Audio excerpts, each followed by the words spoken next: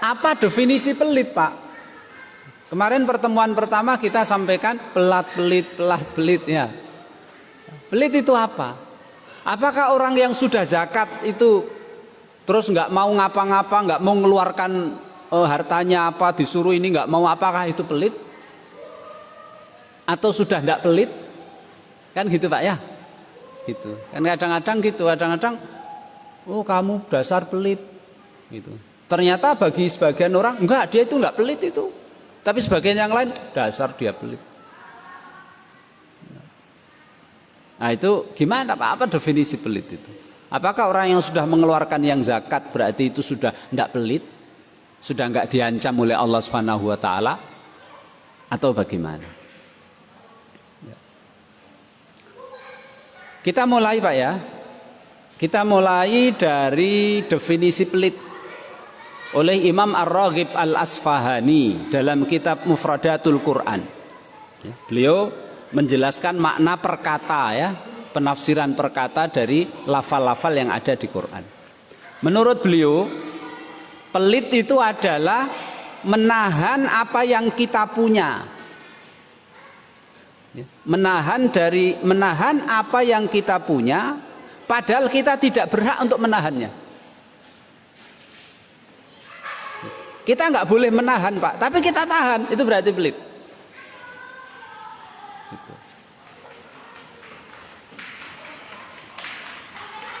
Kemudian Ibnu Hajar Al-Asqalani dalam Fathul Barinya beliau mengatakan, wa ammal bukhlu fahuwa man umayutlabu mimma yuktana. Pelit itu adalah menahan apa yang kita punya, padahal kita itu diminta untuk melepaskannya. Man'u ma yutlabu mimma yuktana. Artinya kita tahan apa yang kita miliki, padahal yutlabu dia diminta untuk dilepaskan, tapi kita tahan, itu namanya pelit.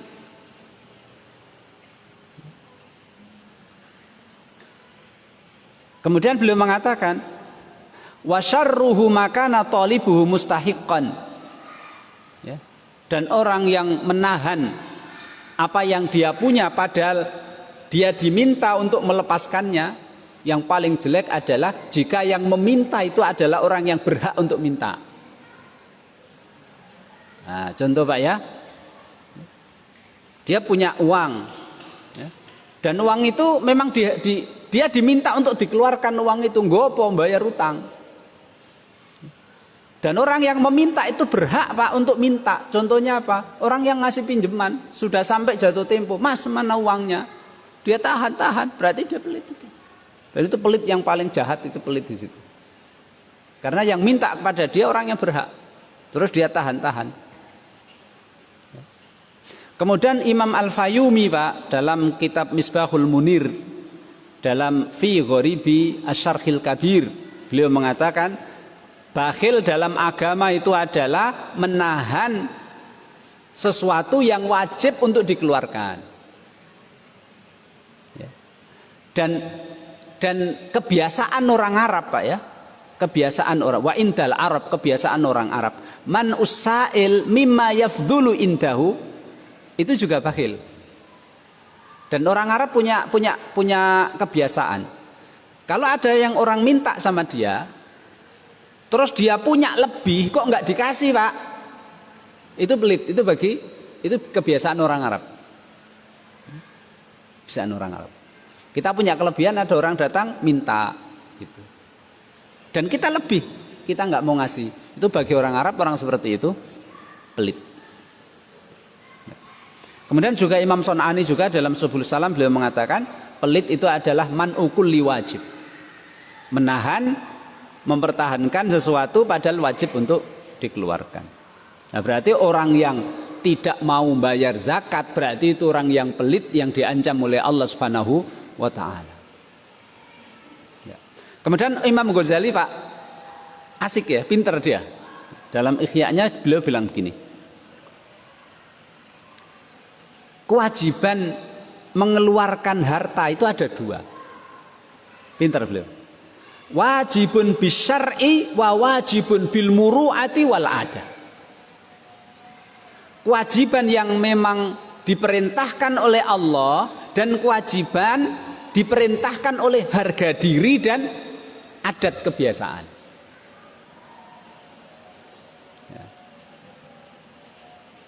Orang yang dermawan dianggap dermawan itu adalah orang yang melaksanakan kewajiban agama, mengeluarkan sesuatu yang memang agama kita mewajibkan untuk kita keluarkan, dan mengeluarkan sesuatu yang memang harga diri kita menuntut untuk kita keluarkan, atau ada tradisi kebiasaan mengharuskan kita untuk mengeluarkan. Itu orang dermawan, itu orang yang sahi, orang yang dermawan.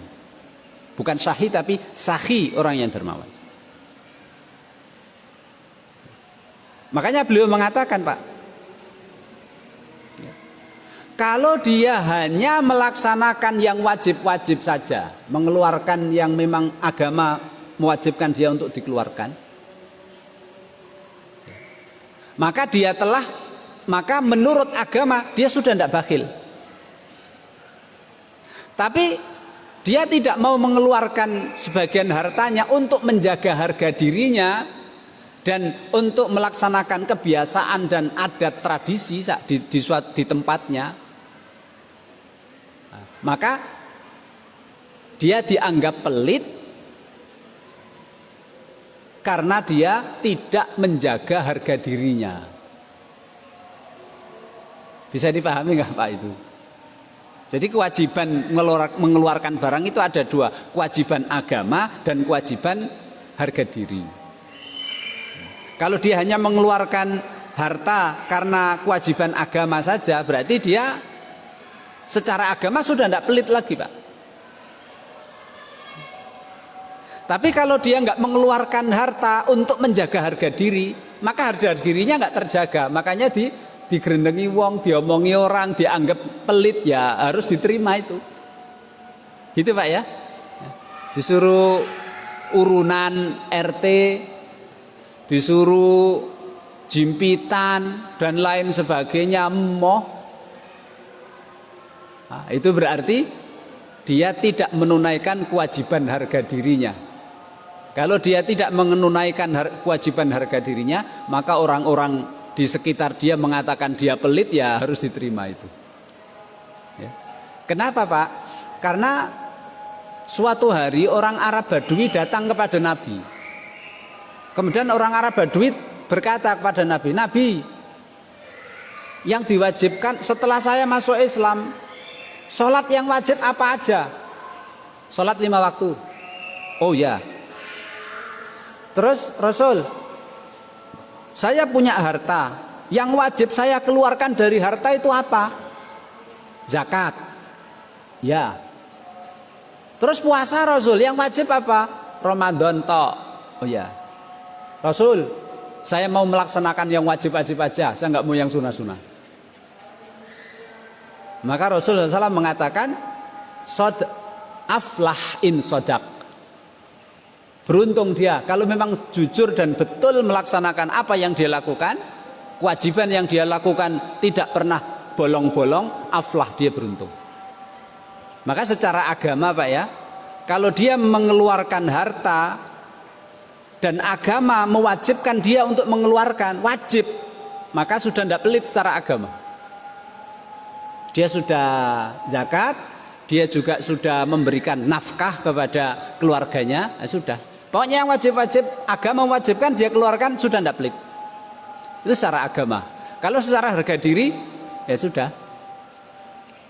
Kalau dia tidak mengeluarkan harta untuk menjaga harga dirinya, ya sudah, siap dibilang orang pelit, siap. Gitu, Pak ya. Ya kudu mukanya kudu tebel Pak ya. Mukanya tebel karena dibilang tebel. Dan menjaga harga diri ini juga dianjurkan dalam agama. Sampai Imam Syafi'i bilang, seandainya minum air dingin itu merusak harga diri, mencoreng nama baik, la asrobu illa haron, saya tidak akan minum air kecuali dalam keadaan hangat. Itulah imam-imam kita, orang-orang soleh yang yang sangat menjaga diri. Kemudian yang kedua, poin yang kedua Pak, ya, ketika kita hanya melaksanakan yang wajib saja, yang sunnah-sunnah tidak kita laksanakan, sudah dalam agama sudah dianggap tidak pelit. Cuma janji-janji Allah ya, akan melonggarkan orang yang suka memberi, akan memberi ganti yang berlipat-lipat, ya tidak kena kita. Tidak kena. Fadilah-fadilah, keutamaan-keutamaan, ya, tambahan-tambahan pahala dunia dan akhirat Allah tidak beri sama kita. Allah tidak akan memberi karena kita hanya yang wajib saja, kan gitu. Seperti sholat, kalau kita melaksanakan sholat yang wajib-wajib aja sudah baik. Namanya muktasid, sudah baik. Karena peringkat itu kan dhalimul li nafsihi muktasidun sabiqum bil khairat. Muktasid kan yang wajib-wajib aja, sudah cukup. Dia tidak mau yang sunnah-sunnah saja, ya sudah. Pahala-pahala tambahan enggak diberikan kepada Allah. Dan ingat, besok di akhirat kewajiban-kewajiban kita kalau bolong-bolong ditambal dengan yang sunnah-sunnah. Gitu Pak ya, itu yang disampaikan oleh Imam Ghazali. Jadi bisa kita praktekkan lah. Mau dibilang tidak pelit menurut agama tok ya silahkan ya. Tapi secara muru'ah harga diri kita dibilang orang pelit. Kalau mau dua-duanya ya, kita melaksanakan kewajiban agama dan kita laksanakan kewajiban yang bisa menjaga harga diri kita, karena menjaga harga diri nama baik itu juga dianjurkan dalam agama. Subhanakallahumma wa bihamdika asyhadu an la ilaha illa anta astaghfiruka wa atubu ilaik. Assalamualaikum warahmatullahi wabarakatuh.